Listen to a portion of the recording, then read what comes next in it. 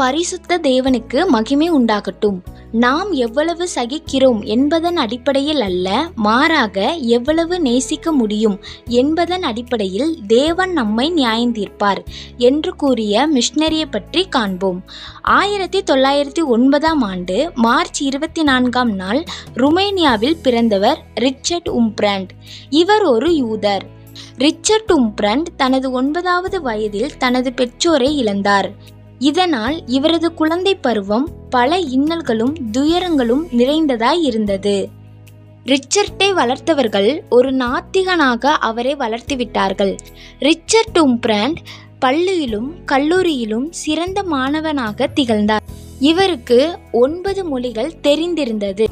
1936ஆம் ஆண்டில் சபீனா என்ற பெண்ணை ரிச்சர்ட் மணந்தார். இவர்களுக்கு மிகா என்ற மகனை 1941ஆம் ஆண்டு தேவன் கொடுத்தார். இவர்கள் இருவரும் கடவுள் நம்பிக்கை அற்றவர்களாகவும் கேளிக்கை நிகழ்ச்சிகளில் மிகவும் ஆர்வம் உள்ளவர்களாகவும் இருந்தனர். 1938ஆம் ஆண்டு ருமேனியா நாட்டில் ஒரு மலை கிராமத்தில் தச்சராகிய ஒரு முதியவர் வாழ்ந்து வந்தார்.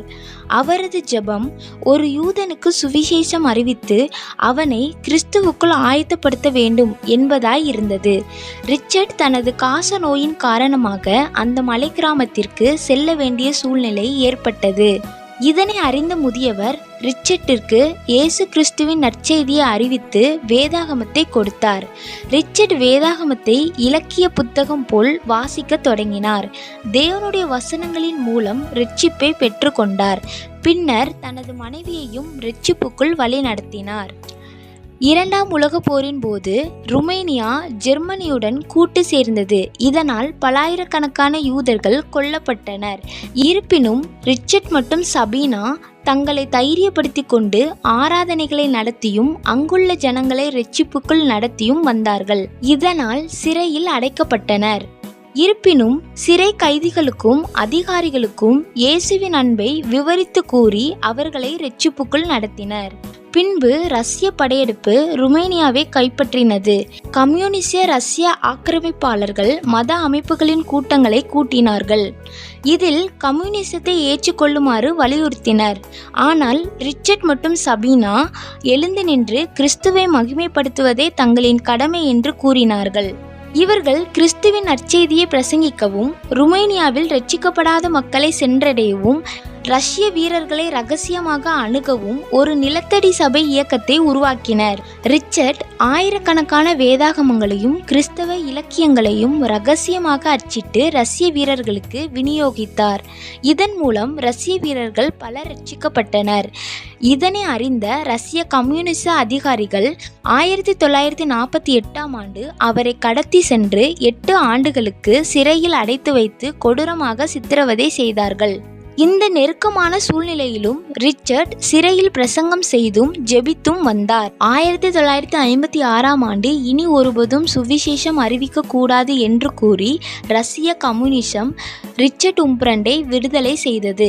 ரிச்சர்ட் விடுதலையானதும் தனது சுவிசேஷ பணியை செய்தார். இதனால் மீண்டும் 1951இல் சிறையில் அடைக்கப்பட்டார். 25 ஆண்டுகள் சிறை தண்டனை விதிக்கப்பட்டது. சிறைச்சாலையில் ரிச்சர்ட் உம்பிராண்ட் பல கொடுமைகளை அனுபவித்தார்.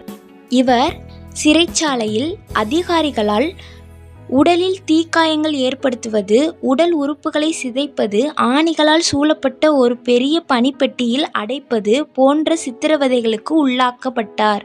பின்பு தேவனுடைய கிருபையால் 1964ஆம் ஆண்டு ரிச்சர்ட் அவர்கள் விடுவிக்கப்பட்டார். 1967இல் ருமேனியா நாட்டை விட்டு வெளியேறி அமெரிக்காவிற்கு குடிபெயர்ந்து கம்யூனிஸ்ட் உலகிற்கு இயேசுவை உருவாக்கினார்.